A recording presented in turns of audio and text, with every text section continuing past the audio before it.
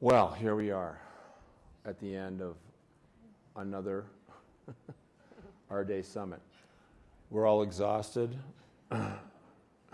whipped at the breaking point, and yet encouraged. And I mean, you know, yesterday we had the former President of the United States having lunch and talking to Sally right here. What an incredible moment. So I wanted to just conclude this with a conversation about where we've been, where we are, and where we're going. And this panel is titled The Road to Paris. And we're calling that for a couple of reasons. You might notice that there's this man to my left that has a very large, strange object that he's holding, and yet... I'm actually to your right, but I could be to your left. Well, Stage left. it was stage left, and it sort of underscores it underscores the point of exhaustion. And so, while I think that it's just been an extraordinary experience, we do need to talk about where we're headed and the roadmap forward. So, let's begin by each of us having a brief statement about where we see this moment in time right now. Trying to, in 2 minutes or less, encapsulate the experience of the past 3 days and where we need to go. And now, why don't we start with Osprey? Okay. I was just thrown onto this panel just now, so right in the hot seat.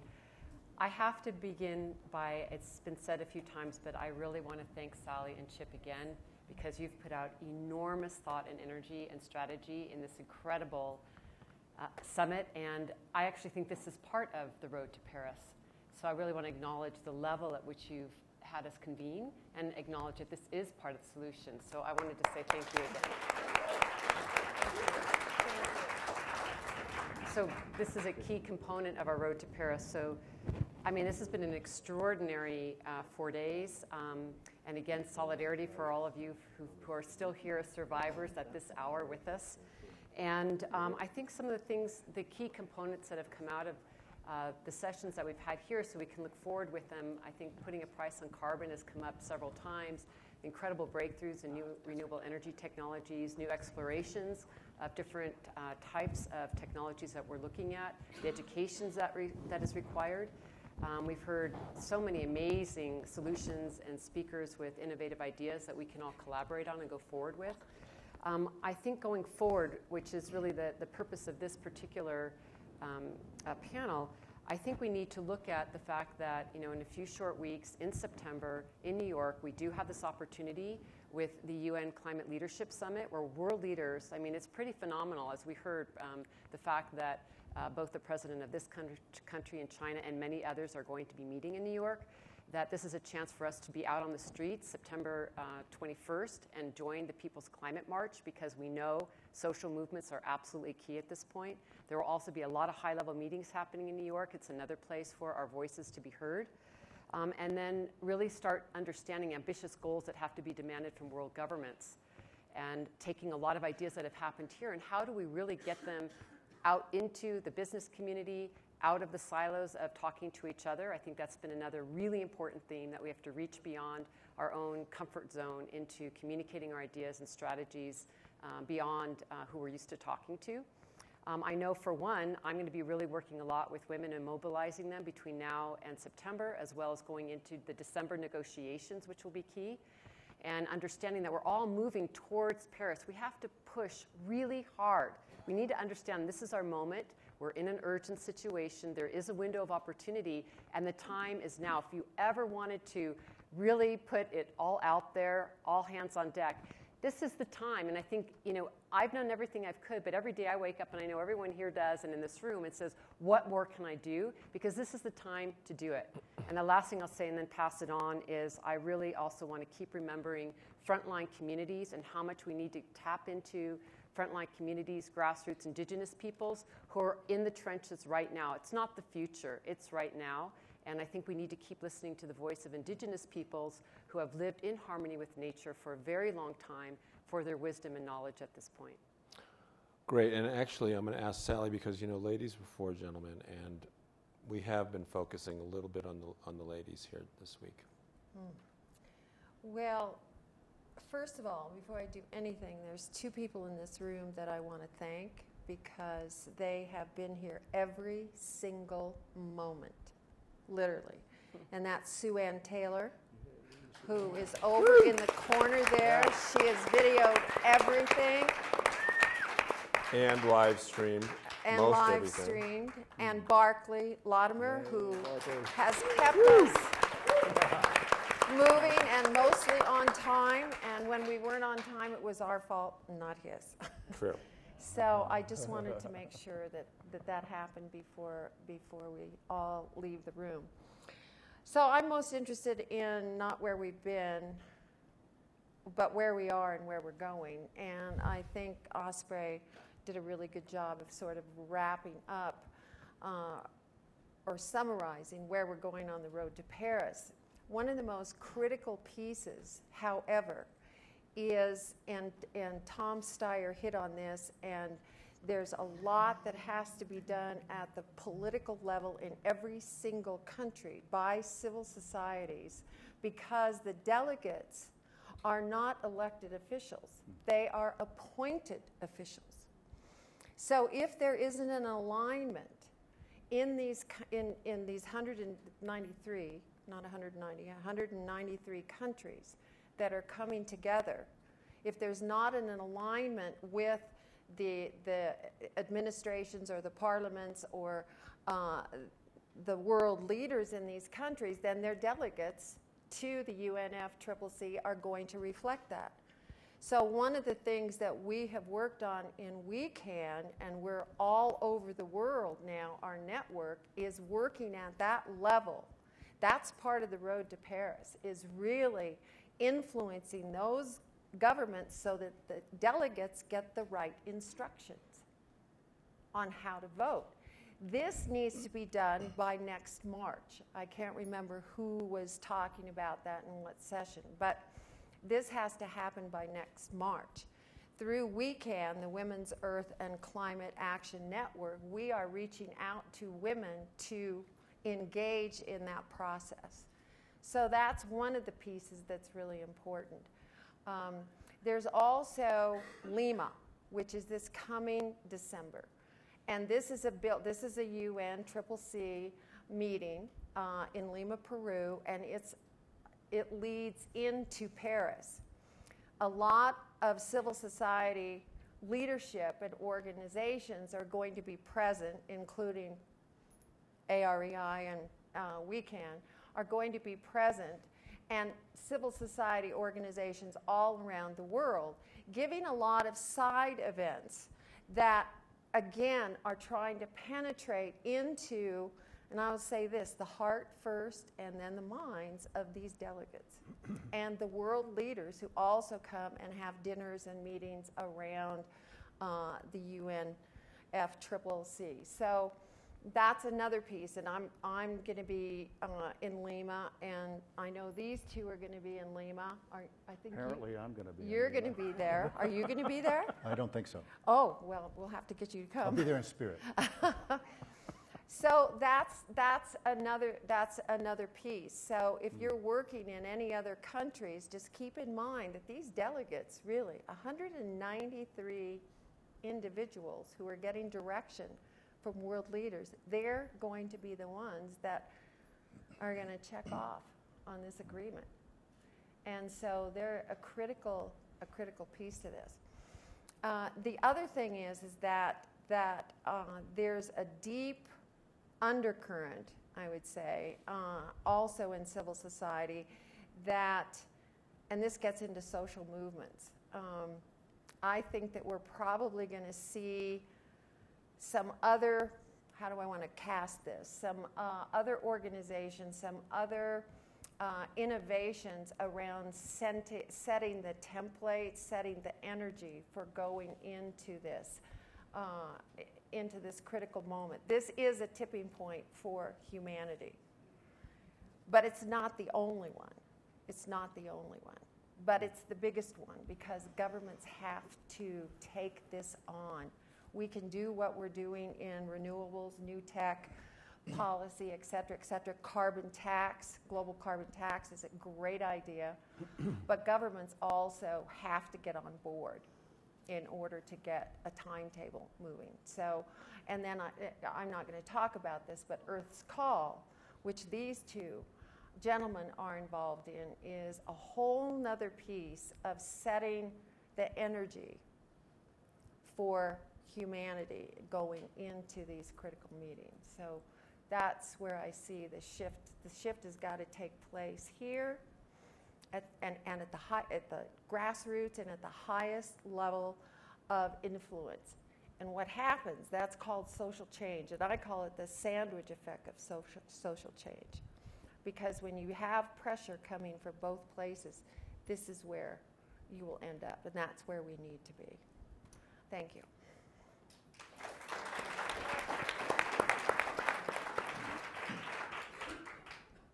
Well, as you mentioned, Earth's Call is focusing on building a music festival on a 1,400-acre chateau right outside Paris.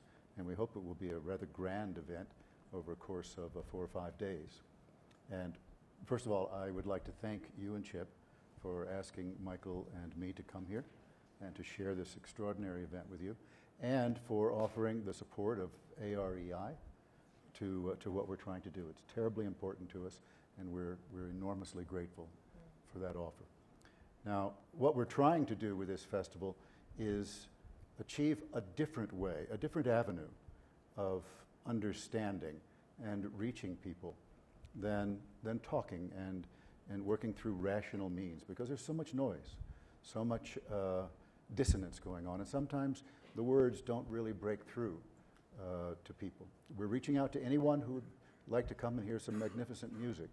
And so if I may suggest, with your indulgence, and very briefly, I think the best way that you can get a feel of what this music festival is going to be is to let the voice of Michael's extraordinary cello tell us just a little bit about what it's going to feel like. Michael, would you?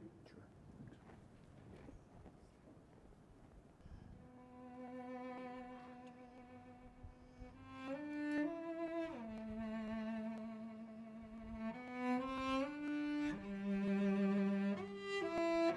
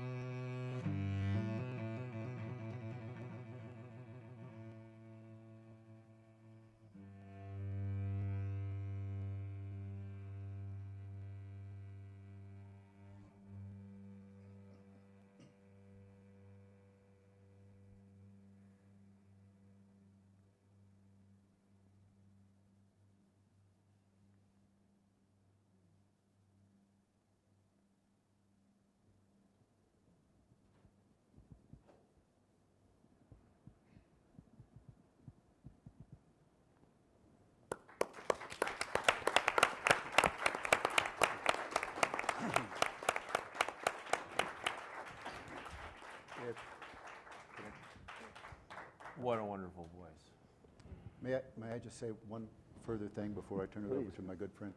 You see how that makes you feel? We believe that this festival will reach people through joy and celebration and the transformative power of music. This is one voice, and we hope to have hundreds of voices there. And one more thing that we hope to bring, and we think we need this. We hope to bring a vision. We hope that vision will be grander than we should return to some mythical past where we all got along together with each other. Grander than just finding the love that is inside ourselves, important as that may be. You know, our species, has gone through many crises before this one, and they have been profound. We were a little swimming worm, a bit of a vertebrate, hiding in the sand from the great arthropod predators. We were tiny little mammals who burrowed in the dirt during the day and cowered only to come out at night so that we could avoid our dinosaur masters. We were proto-primates that hid in the trees from jaguars and other great predators. And we, in the Mesozoic climate change that caused the great savannas to be created, were forced out to be a bipedal primate, unarmed, so that we had to discover an entire new way of being. And in that discovery, we became something new and different. We became intelligent. And we were the first ones. There was a first wave that came out of Africa. We don't know exactly why this group came out of Africa, but genetic analysis shows us that that first group was tiny, only 200 to 2,000 individuals. Can you imagine marching out of their home into some unknown world? And every time, facing every one of those disasters, we became something greater than we were. Now we have a choice, and this is the only choice we have. We can die.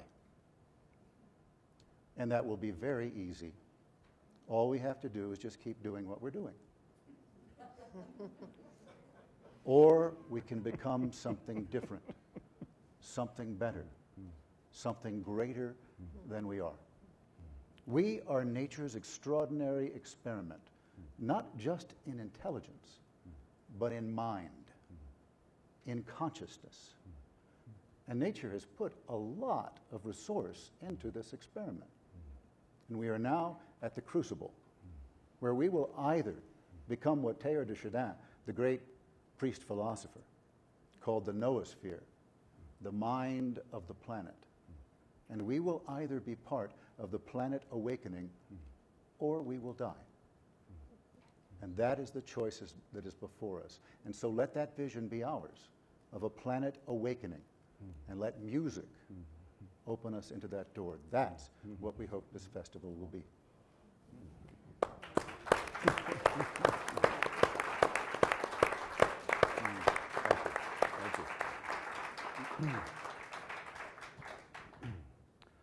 Inspiring words, and they hearken back to Pablo Casal's most prophetic of statements, which is, perhaps it is music that will save the world.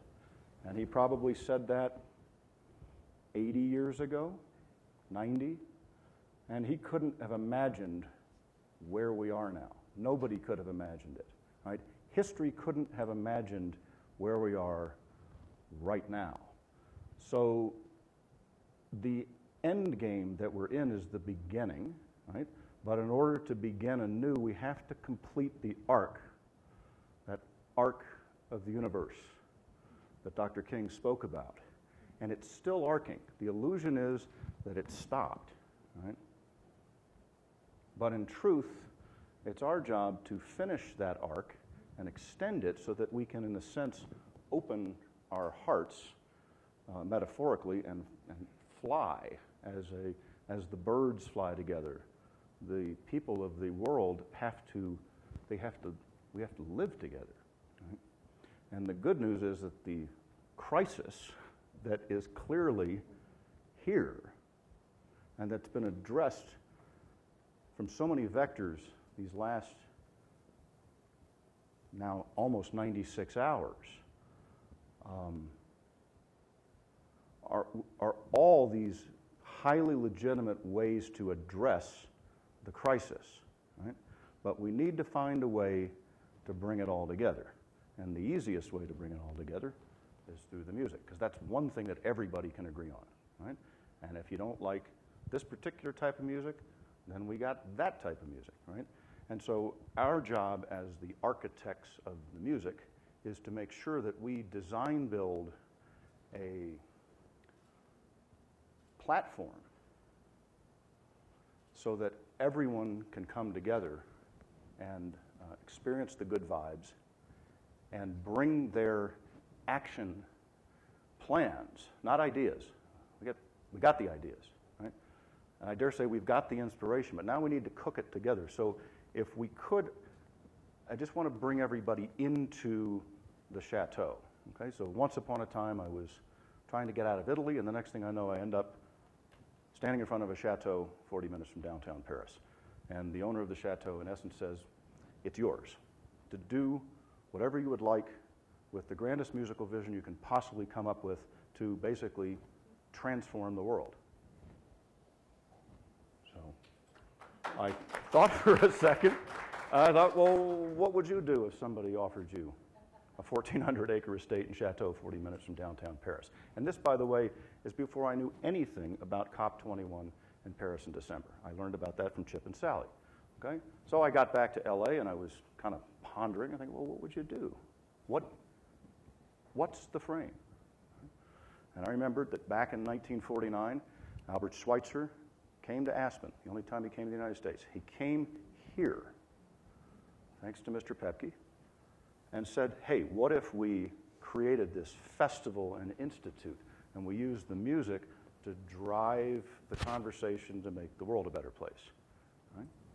So it started out like that. So I thought, well, what if we just did a music festival? Right? That would be simple enough. And I thought, well, what would you call it? Well, the name of the chateau is Mille Monts, which translates 1,000 mountains, and I'm starting to get this mountain aspen bug in me, right? So I thought, well, we'll call it the Mille Monts Music Festival. And then we decided that the most critical issue that we need to address is the environmental issue across the board. The outer climate, but also perhaps more fundamentally, the inner climate, right, which is the compassion, right, and the consciousness. So if you guys want to like throw up the first slide, there I found myself standing. And here's the even better news. The way it feels there is better than the way it looks. Okay? There's a feeling of equanimity that lives on this land. It's like pure earth. And I started getting this sense, and we've all been in power spots around the planet, where you feel like the land is speaking through your souls, through your soul. Right? Yeah. And I thought, wow, if we could send out some really good vibes of all different kinds of musics from there.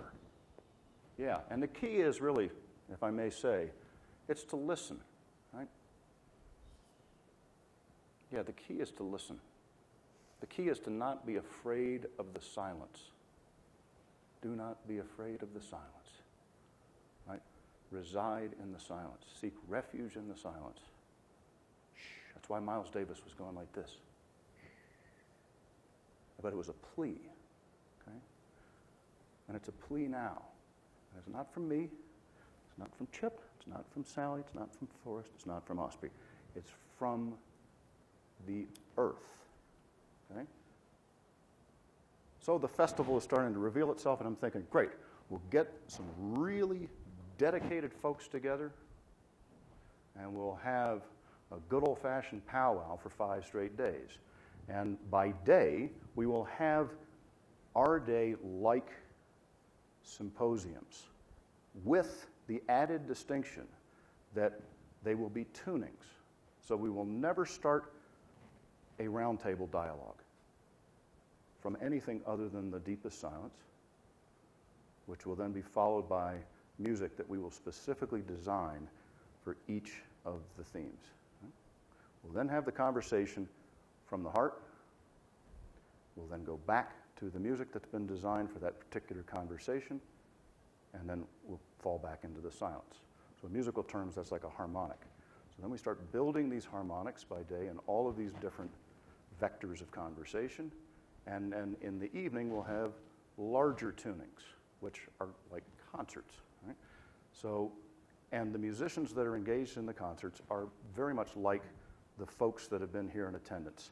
They are powerhouse musicians, okay?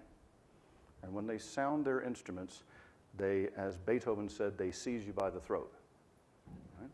So as to open the heart, because this is the point. We're trying to get down, as Don Henley said, to the heart of the matter, right? So, the climactic concert, it occurred to me, if we've got this spectacular venue, we can probably go ahead to the next one, I forget what comes next, that what we are overdue for in this world, I think everybody would agree, is a seismic musical event. Right? We need a seismic musical event for our time. There was Woodstock, there was Live Aid, there was We Are the World, and where are we now? What's ours? What's our most urgent cause? And I was trying to figure out really what to call it. What is it? And I just heard the voice say, it's the earth calling. It's the earth calling. It's the earth calling. And I sort of said back hypothetically, Earth's call. And the confirmation was Earth's call. So the closing concert is going to be like that, except that the design model that we're using is not the old Edsel model, which is metal stages, rock bands singing songs that sort of may or may not relate to what the cause is, and somebody at a cold microphone, right? So we're going to use the Kennedy Center Honors, which is a contained stage space, use the orchestra as the backup band, and then essentially create this ocean of vibration of sound. So no matter who comes up onto that stage, and I am highly honored to say that Forrest Sawyer accepted my invitation to serve as Master of Ceremonies, because I wanted to make sure that somebody was going to be able to keep those trains running on time and to keep our focus dialed into the urgency of answering this call properly. Right? So there's going to be, if you can think of a style of music, and even if you can't, it's going to be represented up there, but what we're going to do is weave it within the orchestra so that it comes out in a new formula. And the only other thing I want to add is there has been a lot of talk about renewables, alternative fuels, solar, and stuff that's very new to me, but I sort of get it on an essential level. But what's been occurring to me these last couple of days is we're now talking about actually creating a new kind of musical formula, that there's enough in the mix, and that was started with what Peter Yarrow was sharing with us, that there is a new kind of musical fuel that we're going to introduce next June that we've heard sort of foreshadows of, and it's like history's been foreshadowing. So that is going, our intention is to reach billions of hearts. And let that music be the wave that washes over all of us and makes visible and audible and palpable the beauty of this world, the beauty of this planet, the beauty of a planet that is asking for our engagement to answer Earth's call. If I could just add to that one small thing. Yeah. To be clear, when Michael asked me if I would take the honor of being the Master of Ceremonies, I had to pause and think very carefully before I asked how much I would have to pay to do this. And he was kind enough to offer to comp it. And the thing that's really going to happen at this festival, you know, earlier in this great panel you had just before ours, there was talk of play. And social animals learn by playing. And what we really want this festival to be is just a whole bunch of play. And we think we might be able to infect them with the virus of of activism around environmentalism and the goals that we're talking about, kind of sneaky-like. But mostly we'd like people to come away feeling like they just had the most remarkable experience. And we believe that'll be an inspiration. I just want to.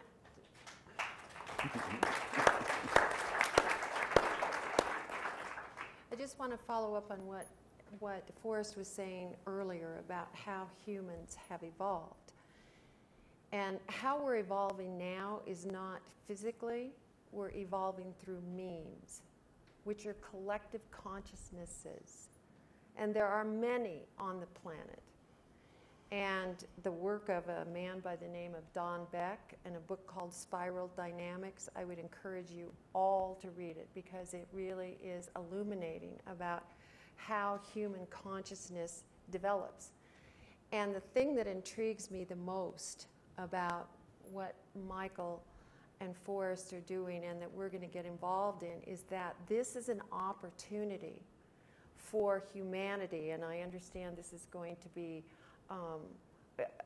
live streamed and it will touch a lot of places on the planet. There's an opportunity here to move the memes so that the collective consciousnesses that have created what we have in climate change, which is both a crisis and an opportunity for immense growth in human consciousness.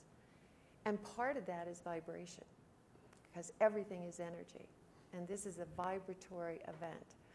And so that can move the memes that have created this, and we're part of that, to the next leap in human consciousness evolution. And then what we create in the world will reflect that. This has tremendous, tremendous opportunity for everyone that is tapped into this new vibration. Osprey, you had something? I just wanted to close very briefly, since I know it's been a long day, to reflect on some words from the Achuar people from the Amazon forest in Ecuador, who talk about this time as a prophetic time, about the time when the eagle and the condor will fly together, the eagle being North America and South America being the condor. And one of the things that the elders said is that they asked the people of the North to redream their world and to really see that this is a time that we need to redream our world and go to the North and redream the world of the modern world. And so when you were speaking, I was thinking it's very much a part of how we need to redream our world, and that starts at many, many levels. And in many ways, we are like Mother Earth's immune system, like when we're ill and our immune system kicks in. Together, that new meme in some ways is us as human beings rising up as Mother Earth's immune system to respond to the crisis and redream our world. Yes. So I'd like to say that Mother Earth's call, Mother Earth is calling all of us. And I want to talk a minute about the fact that over the course of the last few days, the one comment that I had the most was the extraordinary capacity to bring heart and spirit into the dialogue of technical and all of the other solutions that we've been discussing.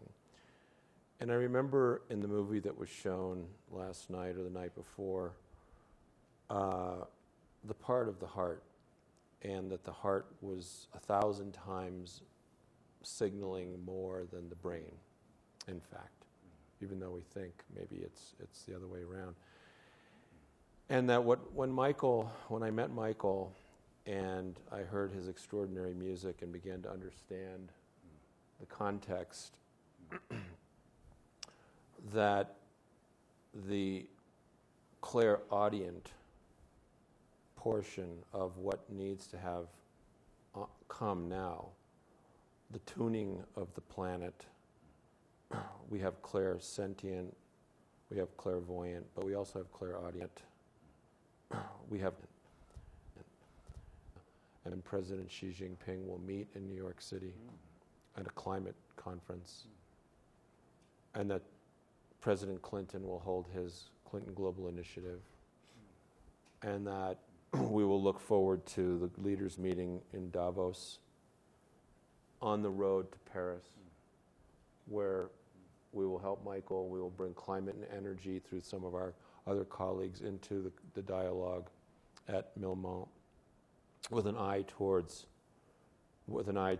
Paris, where the world will come together, bringing the energy that will happen in Lima later on in December, to focus where we'll have one of our last best chances to come together in an agreement about what must happen in our physical world in order for us not to die, but rather to incorporate all of the heart of all of the people and all of the life on the planet based in indigenous wisdom in order to solve this very pressing problem that the earth is calling us to do. So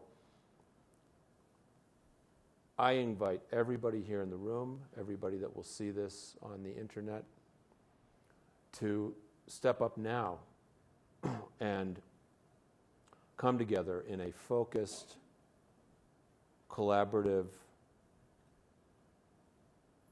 exercise moving forward in a union of heart. Because every step of the place, we have to bring the heart in there first and balance the energies of male and female, which represent the energies of the planet itself, including the buildup of greenhouse gases in the atmosphere, so that we can begin to give Mom Earth a break and take our foot off the accelerator. The healing powers are tremendous if we will just allow them to occur. So I'd like to thank my fellow Earth's Call travelers on the road to Paris and beyond, and everybody else in the room that have come together over the last 4 days to tackle these very difficult issues. And thank you so much. Thank you. Thank you.